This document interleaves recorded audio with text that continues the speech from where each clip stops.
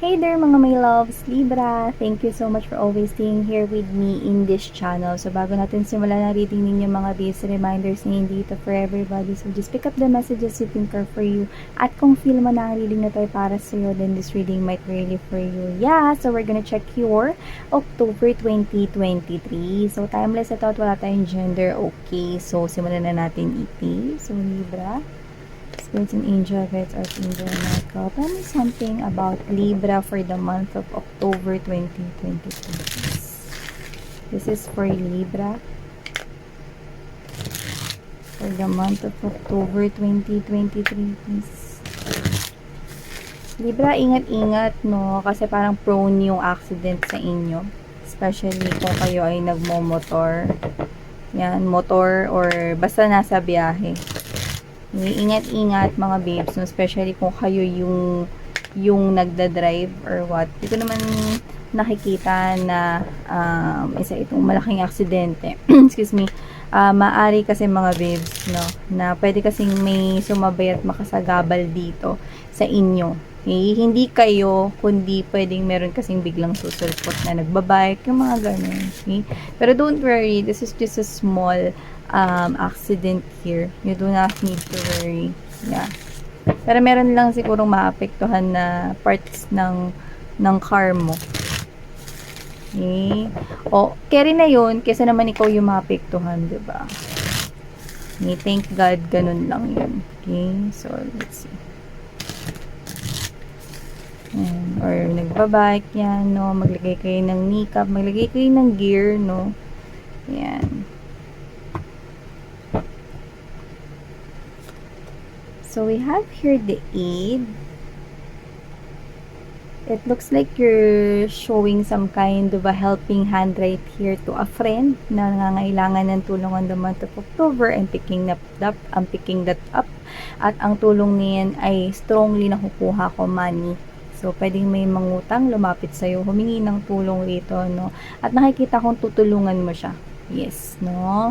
Sa perang meron ka. Okay, sa natatabi mong pera rito. Kasi nakikita mo na talagang kailangan niya at hindi ito yung type ng energy na nagsisinungaling sa'yo. So, this is someone here who is being true to you and deserve niya na tulungan mo siya. Parang ganun. Parang, miss yan, deserve nitong tao na to na tulungan ko siya. Yan. So, this person right here could be someone here na alliance or friend or pwedeng family member or relative right here. Yeah.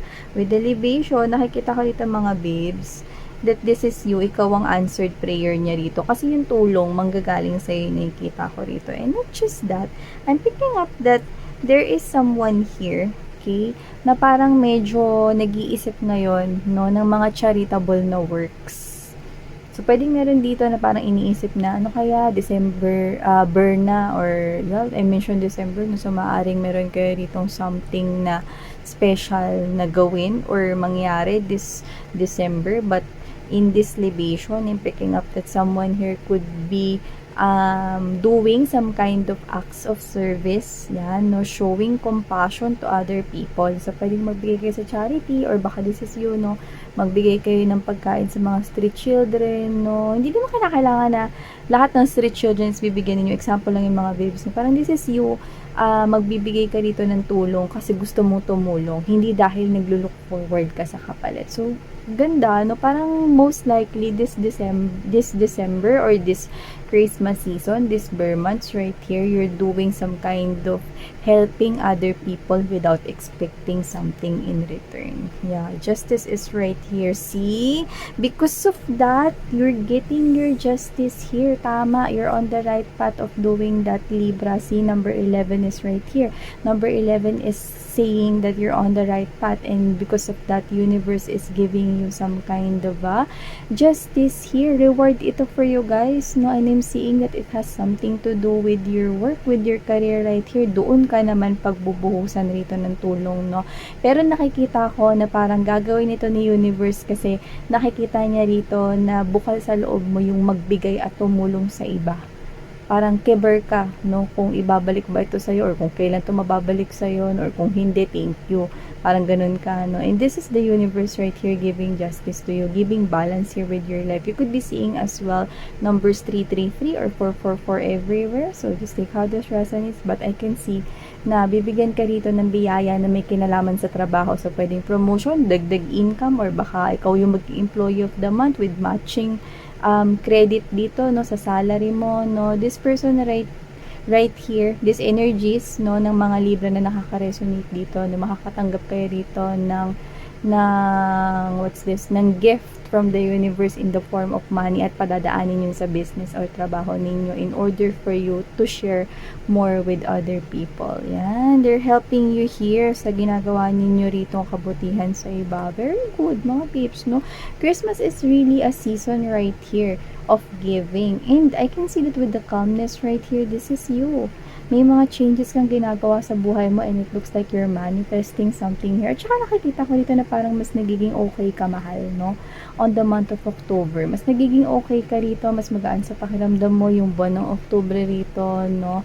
And this is you na parang mas nakahanap mo na rito yung kapayapaan. This is you na naiintindihan mo na, nag-i-internalize ka rito, naiintindihan mo na kung ba't nangyari yung mga nangyari noon, no? Yun pala ay nangyari para lang dito madirect ka sa talagang kung saan ka dapat nararapat. And this is yun na parang, kaya pala nangyari sa akin yung bagay na yun. Kaya pala iniwan ako. Kaya pala dumisconnect sa akin yung tao na yun kasi dito pala ako dapat mapunta. See, this is you realizing that your life right now is yung life talaga na deserve mo. And yeah, we have here the third wheel. See, ito nga yung ending number 37 na 10. Third wheel right here is a symbol of third party. So, maaaring kayo ay na-involve sa third party pero ngayon, wala na yun sa inyo. Naintindihan nyo na deserve lang, no? Na mawala yun sa buhay ninyo kasi hindi kayo rito makakarating sa biyaya, no? At pagkakaloob rito ng universe, no? Ng mga opportunities sa buhay mo. Mga bagong opportunities. Yeah, see, I can see you here. No, kalmado ka lang, no, mas nahanap mo rito yung healing, kapayapaan, no, and this is you, parang ang gaan lagi ng pakiramdam mo, mas magiging okay ka pa on the month of October, at ang ganda kasi mas meron pa rito ang darating na mga biyaya in the form of money, pentacles, abundance, coins, and prosperity sa'yo, yan, no, ingat-ingat lang dun sa accident, no, tsaka tabi-tabi ng pera kasi parang may masisira ritong side mirror. May bumabangasan ng side mirror. Carry na yun kaysa ikaw yung masugatan. Diba? So, nakikita ko ito, small accident lang yun. No? Pero yun nga, na baka magasgas yung bike mo, or yung side mirror mo, or whatever. Ayan. So, kuha pa tayo more for you, Libra Kels. Libra Kels. Kita me more.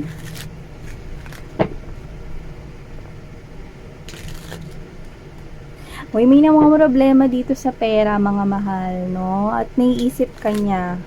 Ewan ko kung ang tingin niya sa'yo ay isang naglalakad na ATM, Libra. Pero kung sino man to, no? Naiisip ka niya na mga problema siya ngayon sa money. Hindi ito yun Hindi ito yun. Ibang energy. Okay? Kasi nakakuha ko rito na parang gusto niyang humingi ng tulong sa'yo. This is another energy.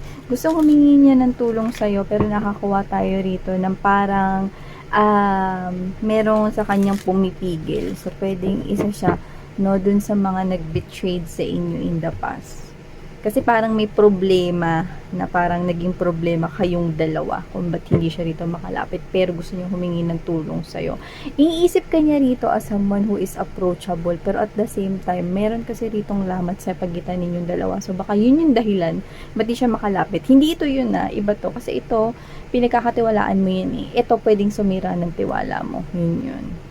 So may nahihiya. See? Pass. Yun yung pass mo. Definitely your ex right here. Okay? So, yeah. Iniwan ka niya, tao na yan, no? Okay? Nakikita ko rito. Sige, naantay ka niya. Naantay ka niya, mga mahal, no? This is what I'm talking about. Ayan, no? Meron ditong blockage, may wall dito. Gusto niya lumapit sa'yo kasi alam niya, pasensyoso ka, matulungin ka, mapagbigay ka. Pero yun na nga, hindi siya rito makalapit sa'yo rito, Libra. Pero yun nga, nakikita ko itong tao na to, no, na nasa mind kanya on the month of October kasi meron nga siyang pinagdadaanan ngayong problema sa pera actually. Shortage sa finances. Kaya pag binessage ka nito, makikita mo doon, no, na after ng hi and hello at kamusta, ang susunod na bubble or dialogue doon ay pwedeng pairam pera. Ganon.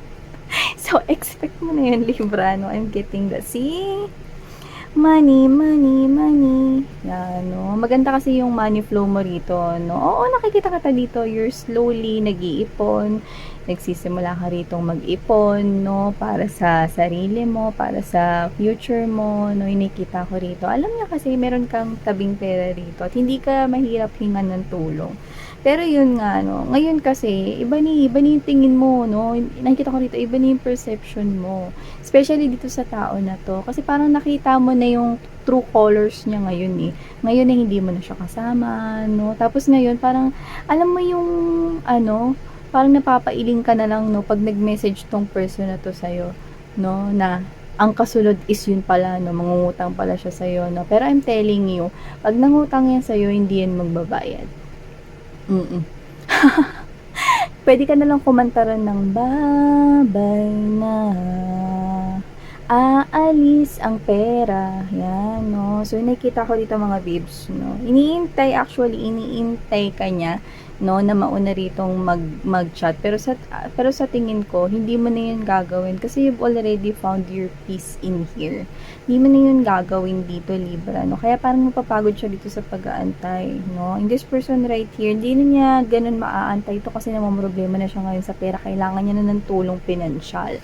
At pwedeng wala siya ritong ibang malapitan at ikaw yung iniisip niya rito na last hope niya, no, only hope niya rito, no. Kaya magta-try ito, no, na mag-message sa'yo. Pero I think tatalikuran mo lang siya kagaya nga ng nakikita natin dito, no, kasi magpo-focus ka na lang rito sa mga bagay na maaaring magbalik sa'yo. Kasi pag nangutang ito sa'yo, hindi na ito babalik at mukhang alam mo yun. Hindi nakikita ko rito. Yeah, see? Someone here wants to reconcile, makikipag-ayos sa'yo rito. Yan, no? This is someone here, no, na pwedeng nag-live-in kayo na, nagsama kayo for long. Yung iba pwedeng hindi nag-live-in pero matagal mo yan naka-in relationship. There's reconciliation, pakikipag-ayos, asking for forgiveness and apology. At ang kasunod ay pwedeng pahiram. Ng pera, no, yan, no. So, nakikita ko rito na parang this person right here, no, is parang titingnan niya rito, tetest niya yung water dito. Yung unang message has something to do with parang titingnan niya rito kung magre-reply ka, no, may touch of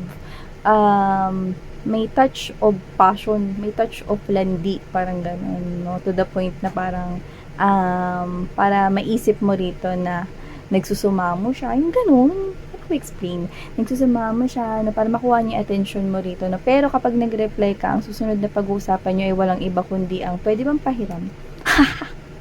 But you're walking away kasi nga, you find victory na.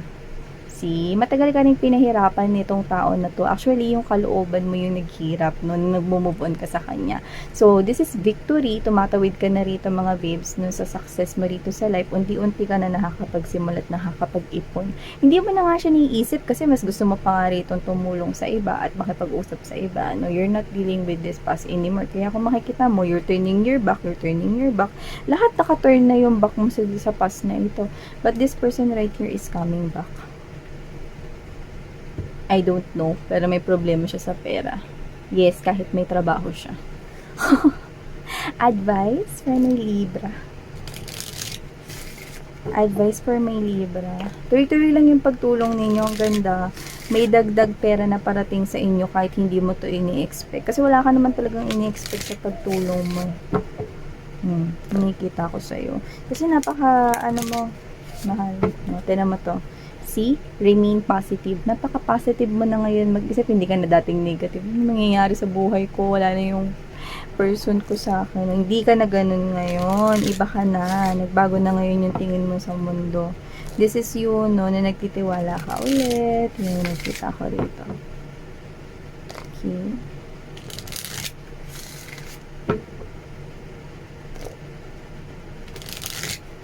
Tsaka you're connecting here. I think yung iba nagiging active sa church. Okay? Or kung yung iba baka kasama kayo sa choir or baka gusto ninyong sumali sa mga activities ng church ninyo. Yung nakita ko rito with the libation as well.